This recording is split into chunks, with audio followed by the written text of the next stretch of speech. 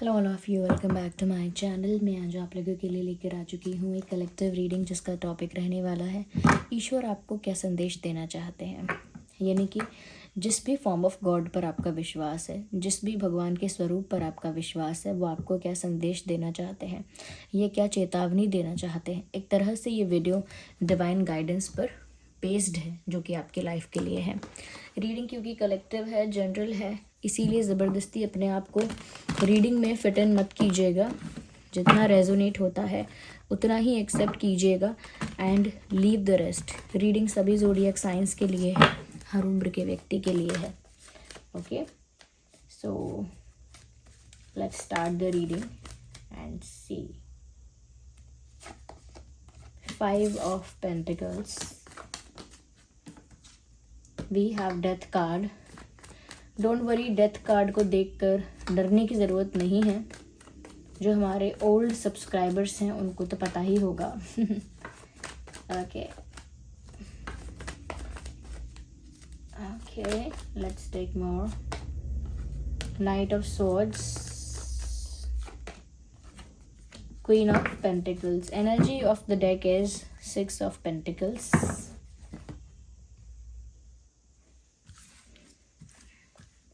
I hope you can see them. सबसे पहले viewers, यहाँ पर मैं आपको ये बताना चाहूँगी कि ईश्वर आपको क्या चेतावनी देना चाहते हैं या किस चीज़ से आपको बच के रहना है, संभल के रहना है, किस चीज़ के लिए ज़्यादा अटेंटिव और अवेयर रहना है। सबसे पहले व्यूवर्स, मुझे यहाँ नज़र आ रहा है कि ऐसा कोई साथी जिस पर आप ट्रस्ट कर रहे हैं, वो कोई फ्रेंड भी हो सकता है, कोई साथ में कोई कोवर्कर भी हो सकता है, या फिर ये कोई रिलेटिव हो सकता है, कोई फ्रेंड हो सकता है, इवन कोई पार्टनर भी हो सकता है। मुझे ऐसा लगता है कोई एक ऐसा इंसान आपके साथ है जो आपके डाउनफॉल का वेट कर रहा है। There is someone with you or around you or in your surroundings. कोई ऐसा आपके साथ है, कोई ऐसा आपके आसपास है जो आपके डाउनफॉल का, यानी आपके गिरने का, आपके हारने का, आपके लॉस का वेट कर रहा है। ये कोई ऐसा इंसान है जो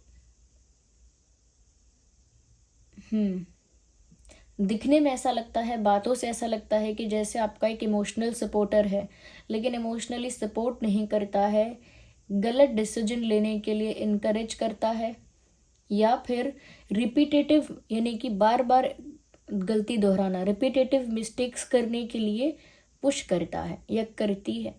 तो रिपीटेटिव मिस्टेक्स के लिए पुश करता है। ये कोई ऐसा इंसान है जो आपसे कहता है अरे एक बार नहीं हुआ तो क्या दोबारा करो, दोबारा करो, ऐसे कर लो, वैसे कर लो, जिससे आप बार बार मिस्टेक करते हो। तो कोई इंसान रिपीटेटिव मिस्टेक के लिए उकसा रहा है, या फिर इनकरेज कर रहा है गलत डिसीजन लेने के लिए, या फिर एक गलत पाथ की तरफ आपको मोटिवेट कर रहा है। मुझे लगता है ऐसा इंसान जिस पर आप विश्वास कर रहे हैं या आपके डाउनफॉल का वेट कर रहा है, और द मोमेंट आप वीक हो जाएंगे ये इंसान आपका साथ छोड़ने वाला है। यस, जिस भी क्षण इस इंसान को लगेगा कि अब आप वीक हो चुके हैं, ये इंसान अपनी दोस्ती, अपना नाता आपसे तोड़ लेगा। ये इंसान किसी पर्पस से आपके आसपास है, आपके साथ है। ये एक जेन्युइन फ्रेंड नहीं है, ये एक जेन्युइन पार्टनर नहीं है।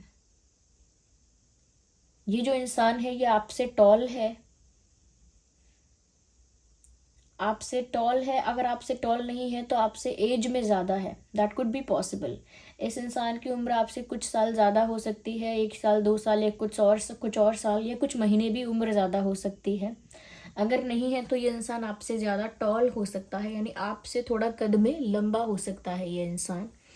तो ऐसे इंसान से आपको बच के रहना है। कहीं ना कहीं दूसरा इंसान आपको किस पाथ की तरफ इनकरेज कर रहा है, कैसी चीज़ें करने के लिए आपको पुश कर रहा है, या आपको खुद एनालाइज करना होगा। दूसरे को अपना वेल विशर मानकर, आंख मूंद कर उस पर विश्वास आप नहीं कर सकते। You can not afford to do that. यहाँ पर ऐसा भी लग रहा है व्यूअर्स कि आपकी लाइफ का एक चैप्टर क्लोज होने वाला है।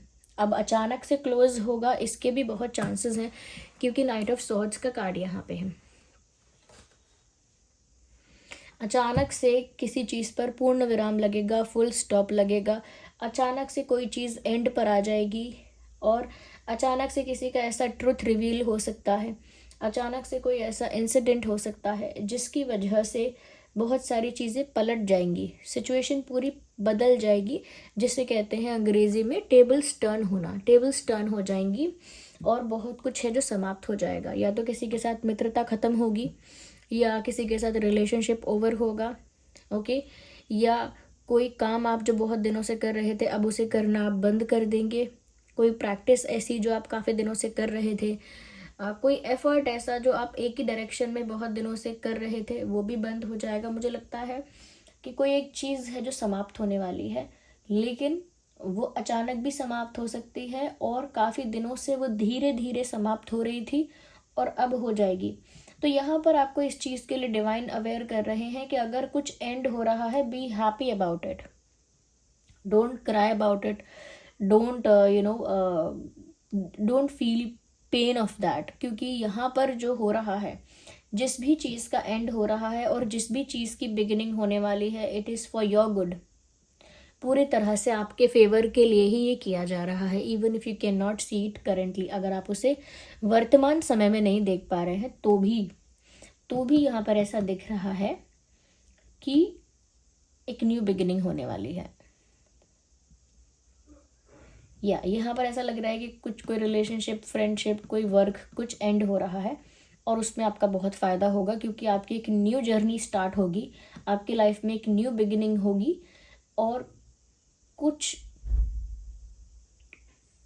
बहुत कम के साथ एक नई शुरुआत होगी। यानी कि उस समय आपके अंदर कॉन्फिडेंस भी कम हो सकता है, क्योंकि जब एक चीज़ एंड होगी, एक चीज़ समाप्त होगी, तो थोड़ा कॉन्फिडेंस डाउन हो सकता है, थोड़ा सा विल पावर कम हो सकता है, थोड़ी सी स्ट्रेंथ और पावर थोड़ा कम महसूस हो सकता है। तो बहुत कम चीज़ों के साथ आप एक नए चैप्टर में एंटर करेंगे, एक न्यू फेज़ में एंटर करेंगे। बस इस बात के लिए अवेयर कर रहे हैं कि अगर कुछ एंड होता है तो घबराना नहीं है। जो भी बचा कुचा सामान है उसे लेके एक न्यू फेज़ में एंटर करना है। और बचा कुचा सामान मतलब जितना भी करेज, जितना भी पावर, स्ट्रेंथ, विल पावर बचा है उसे लेकर कलेक्ट करके आगे बढ़ना है, जितनी भी स्ट्रेंथ बची है। ओके, यहाँ पर ऐसा लगता है व्यूअर्स, अचानक से कोई ऐसा इंसान आएगा जो अचानक से चला भी जाएगा। Someone will come to you, और हो सकता है ऐसा ही इंसान आपके पास आए जिसको आप चाहते थे कि ये आए, चाहते थे आप कि यही मुझे मैसेज करे, यही इंसान मुझे कॉल करे, मुझे बात करे। ऐसा हो सकता है, अचानक ऐसा होगा, but don't be happy and excited about it. उस बारे में बहुत खुश मत होइएगा, क्योंकि जितनी स्पीड से ये इंसान आएगा या इस इंसान का संदेश आएगा, उतनी ही स्पीड से ये इंसान वापस भी जाएगा। So don't be in hurry to trust someone, to believe someone. इतना जल्दी में मत रहिएगा कि किसी का विश्वास कर लें जल्दी से, या किसी को अपना बना ले बहुत जल्दी से, अपने दिल में एंट्री दे दें। इतना जल्दी में मत रहिएगा। तो कोई आ रहा है और ये देखकर आप खुश हो सकते हैं और खुशी के मारे ट्रस्ट कर सकते हैं, ये बहुत सारी चीज़ें एक्सेप्ट कर सकते हैं। वो नहीं करना है, ज़्यादा अपने आप को एक्साइटेड भी नहीं करना है। जो आ रहा है वो बहुत जल्दी लौटेगा, क्योंकि उसका कोई परमानेंट पर्पस नहीं दिख रहा अभी। उसका जो मेन गोल है, मेन पर्पस है, वो नहीं दिख रहा है, तो वो आएगा और जाएगा। ऑन एंड ऑफ सिचुएशन जिसको बोलते रहते हैं। कोई इंसान है, अचानक अपीयर होता है, फ्लर्ट करता है, बातें करता है, फ़नी होता है, रोमांटिक होता है, फिर कुछ समय के लिए गायब हो जाता है। मैं ये नहीं कह रही सेम पैटर्न ऐसा होगा, लेकिन ऐसा हो सकता है कि कोई गायब भी होगा आने के बाद। तो बहुत ज़्यादा रिलाय करने की ज़रूरत नहीं है उस पर, डिपेंड होने की ज़रूरत नहीं है उस पर। इस चीज़ में आपको अपने आप को संभालना होगा थोड़ा। व्यूअर्स, यहाँ पर ये भी थोड़ा मैं आपको बताऊंगी, प्रोटेक्ट व्हाट यू हैव। जो भी चीज़ आपके पास ऑलरेडी है उससे आप प्रोटेक्ट कीजिए। बाकी चीज़ों को बटोरने के चक्कर में ऐसा ना हो जो ऑलरेडी है वो भी बिखर जाए, छिन जाए या लूट लिया जाए। ये रिश्तों के बारे में हो सकता है। जो अच्छे फ्रेंड्स हैं, जो जेन्युइन फ्रेंड्स हैं, अगर आप उन्हें रिस्पेक्ट नहीं दे रहे थे, टाइम नहीं दे रहे थे, वैल्यू नहीं कर रहे थे, स्टार्ट वैल्यूइंग देम। कोई ऐसा इंसान है सच में आपको प्यार करता है, सच में आपकी कदर करता है, उसे अगर आप अच्छा ट्रीट नहीं कर रहे थे, ट्रीट देम वेल। ओके, अगर फैमिली को समय नहीं दे रहे थे, फैमिली को इम्पोर्टेंस नहीं दे रहे थे, कहीं ना कहीं फैमिली के साथ एक डिस्टेंस आपका आ गया था, then respect them, treat them, love them, care for them. तो कहीं ना कहीं ये आपको ध्यान देना होगा कि दूसरी चीज़ों को पाने की रेस में ऐसा ना हो जो ऑलरेडी आपके पास है आप उसे गवा दें। ओके, वो क्या कहावत है, न राम मिले न माया, प्रभु तो प्राप्त ही नहीं हुए और माया में तो हमें कुछ मिला ही नहीं। तो ऐसा नहीं फंसना है आपको कि जहाँ आपको न राम मिले न माया मिले। आपको ना जो ऑलरेडी आपके पास है उसको वैल्यू करना है, रिस्पेक्ट करना है, चाहे वो लोग हैं, चाहे वो आपका एजुकेशन है आपके पास है, ओके, आपका जो भी क्वालिफिकेशन है, एजुकेशन है, जो भी आपका टैलेंट है, स्किल है, उसे रिस्पेक्ट कीजिए। ओके, जो भी आपके डियर एंड नियर वंस हैं, जो भी आपके लिए बहुत ज़्यादा केयर करते हैं, उनको वैल्यू कीजिए। ओके, क्योंकि ऐसा दिख रहा है कि कुछ ऐसा आप पाने की कोशिश करेंगे जो आपके पास नहीं है, लेकिन उस रेस में आप वो गवा सकते हैं जो ऑलरेडी आपके पास है। जैसे आप एक सेल्फ रिस्पेक्टिंग डिग्निफाइड इंसान हैं, लेकिन किसी पोजीशन पर पहुंचने की ऐसी रेस लगेगी, ऐसे शॉर्टकट्स अपनाने का मौका मिलेगा, ऐसे ऐसे अपॉर्चुनिटीज़ और चांसेस मिलेंगे कि डिग्निटी और सेल्फ रिस्पेक्ट कब सेक्रीफाइस होगी पता नहीं चलेगा। तो इसी को कहते हैं कि कुछ पाते वक्त कुछ खो देने का एहसास ही ना होना। ओके, तो पता लगा जो पोजीशन के लिए भागे थे वो पोजीशन भी नहीं मिली, और जो हम इतने सेल्फ रिस्पेक्टिंग और डिग्निफाइड थे अब वो भी नहीं रहे। तो ऐसा नहीं करना है। ऐसा लगता है व्यूअर्स कि जो इंसान आपकी लाइफ में जैसा ट्रीटमेंट डिज़र्व करता है उसे वैसा ट्रीटमेंट प्रोवाइड कीजिए। जो रिस्पेक्ट डिज़र्व करता है ये सही समय है कि उसे रिस्पेक्ट कीजिए। जो बहुत आपको यूज़ कर चुका है अननेसेसरीली, कहीं ना कहीं आपके लिए प्रॉब्लम और ऑब्स्टेकल ही बन रहा है, उसे उस तरह से ही ट्रीट कीजिए। अपनी लाइफ में फेयर डिसीजंस लेने की आपको बहुत ज़रूरत है। द मोमेंट आप फेयर डिसीजंस लेना स्टार्ट कर देंगे, आपके आधे से ज़्यादा प्रॉब्लम सॉल्व हो जाएगी। Because you are not being fair. जो इंसान आपको मिसट्रीट करता है आप उसे ज़्यादा अटेंशन दे रहे हैं। जो आपको बहुत अच्छे से ट्रीट करता है या कहीं ना कहीं आपको पाना चाहता है या आपका अटेंशन पाना चाहता है, उसको आप टाइम ही नहीं दे रहे हैं, उसको आप अवॉइड कर रहे हैं, तो ये फेयर नहीं दिख रहा है, इसीलिए आपके साथ भी फेयर नहीं हो रहा है। You need to be very fair in the situation. आपको बहुत फेयर होना पड़ेगा to get something. Okay, if you think कि आपको कुछ मिलना चाहिए तो be fair in your situations. यहाँ पर व्यूवर्स ऐसा लग रहा है कि अब एक चेंज आएगा, और उस चेंज के बाद मुझे ऐसा लगता है देर आर चांसेस कि मैंने कहा ना एक नया फेज़ और नया चैप्टर स्टार्ट हो रहा है। तो व्यूअर्स आपको बहुत संभल के रहना है कि ये जो भी न्यू फेज़ स्टार्ट हो रहा है इसमें ना आपको ट्रांसफॉर्म होना है एक ऐसी पर्सनालिटी में जो बहुत काइंड है, सॉफ्ट हार्टेड है। सॉफ्ट हार्टेड नहीं है तो काइंड है, हम्बल है, एटलीस्ट बहुत पोलाइट है, बहुत लविंग है, केयरिंग है। ऐसी पर्सनालिटी में आपको ट्रांसफॉर्म होना है। Why am I saying that? क्योंकि मुझे लगता है आपके अंदर डिवाइन फेमिनाइन एनर्जी को ऊपर आने की ज़रूरत है। ओके, डिवाइन फेमिनाइन एनर्जी जो है उसे थोड़ा सा आप ना एम्ब्रेस कीजिए अपने अंदर। थोड़ी अपनी फेमिनाइन साइड को और इन्हांस कीजिए, एम्ब्रेस कीजिए। That is the need of time. Okay, कहीं ना कहीं देवी जो भी विश्वास जिनका है देवियों में, जो दैवीय शक्ति में विश्वास रखते हैं, देवी माताओं में विश्वास रखते हैं, चाहे वो माँ राधा रानी का फॉर्म हो या माँ सरस्वती का फॉर्म हो या माँ लक्ष्मी का, माँ दुर्गा का फॉर्म हो, थोड़ा आप देवियों को ज़्यादा पूजन कीजिए। मेल फीमेल दोनों के लिए ही कह रही हूँ। ओके, और अगर देवी देवताओं में आप बिलीव नहीं करते हैं तो अपनी माँ को देवी मानिए और उनको मन से भजिए कि उनकी सेवा करिए, ज़्यादा से ज़्यादा उनको देवी स्वरूप मान के। अगर माँ को नहीं, आप माँ नहीं है या कुछ है, अपनी बहन को देवी स्वरूप मानिए और मन से उनकी सेवा कीजिए। ओके, तो देवी स्वरूप मानकर आप रिस्पेक्ट कीजिए। कहीं ना कहीं वहाँ से आपको ब्लेसिंग मिलेगी। वो डायरेक्टली आपको ब्लेस नहीं करेंगे कि आप उनकी सेवा करेंगे तो खुश होकर वो आपको ब्लेस करेंगे, नहीं। आप उनकी सेवा करेंगे, जो गॉडेसेस हैं वो आपको ब्लेस करेंगी, जो देवियाँ हैं वो आपको ब्लेस करेंगी। और जो लोग देवी देवताओं के फॉर्म्स को नहीं मानते हैं, कहीं ना कहीं वो डिवाइन फेमिनाइन एनर्जी को एम्ब्रेस करें अपने अंदर। जो प्रकृति है, जो मदर नेचर है, आप उसे रिस्पेक्ट करें, आप उसे भजें, पूजें। और पूजने और भजने का मतलब ये नहीं है कि आपको सिर्फ दीपक जलाना है, नहीं। पूजने और भजने का मतलब है respect them, value them, treat them respectfully. पानी है तो पानी को रिस्पेक्टफुली ट्रीट करें, पौधे हैं, पेड़ हैं तो रिस्पेक्टफुली ट्रीट करें। ओके। ज़्यादा बिना बिना ज़रूरत के फूल वूल तोड़ना, बिखेरना, ये सब बंद करें। सूखे पौधे घर में है तो पानी टाइम से दें, उनको पानी दें, खाद दें, टाइम से उनका ध्यान रखें। तो अगर आप देवी देवताओं के फॉर्म को नहीं मानते हैं तो मदर नेचर को रिस्पेक्ट कीजिए। ओके। यहाँ पर व्यूवर्स मुझे ऐसा लगता है क्योंकि आप ये सब करेंगे ना व्यूवर्स, इससे आपका कर्मा बहुत सुधरने वाला है। मुझे ऐसा लगता है कि कहीं ना कहीं कोई एक ऐसा इंसान अचानक से आपकी लाइफ में आएगा जो मैंने बोला कि जल्दी चला जाएगा। मुझे ऐसा लगता है कि ये ऐसा इंसान है व्यूअर्स जो खुद भी घायल होगा, यानी खुद भी पेन में होगा, सफ़र कर रहा होगा और अचानक आपकी लाइफ में आएगा और आपको बताएगा कि मैं परेशान हूँ, मैं तो बहुत दुखी हूँ, मेरी लाइफ में ये हो रहा है, वो हो रहा है। आप उसको रिस्पेक्टफुली ट्रीट कर सकते हैं, उसके साथ ऐसी बातें कर सकते हैं जिससे उसका मन शांत हो, वो हील हो जाए।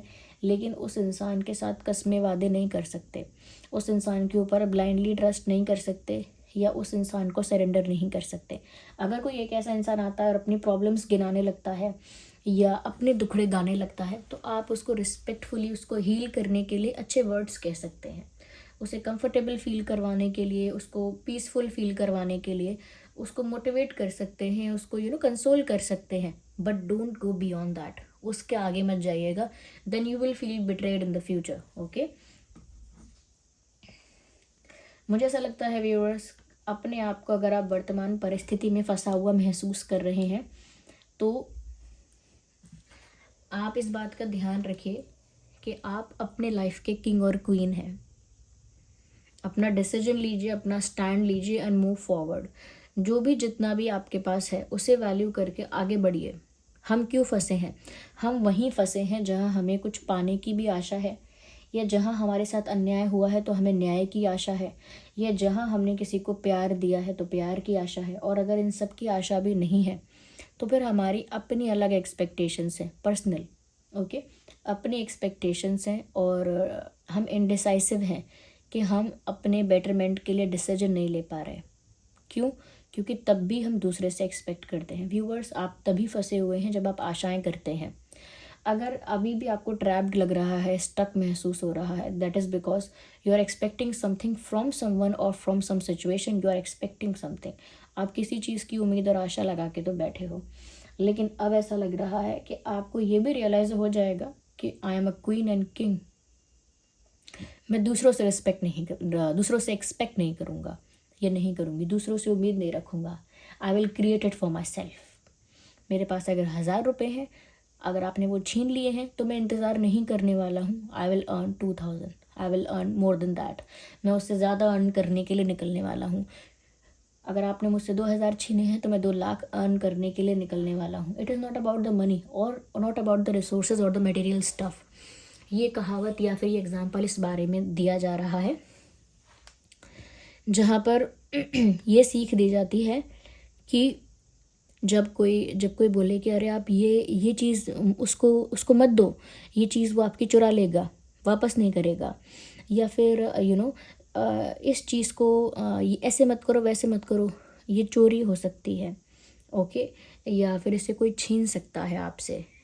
तो जो लोग ज़्यादा नॉलेज रखते हैं या फिर अपनी लाइफ में आगे बढ़ने में विश्वास रखते हैं, वो ये कहते हैं कहावत के तौर पे कि कोई अगर मुझसे कुछ छीन लेगा, चुरा लेगा तो ज़्यादा से ज़्यादा क्या चुरा लेगा?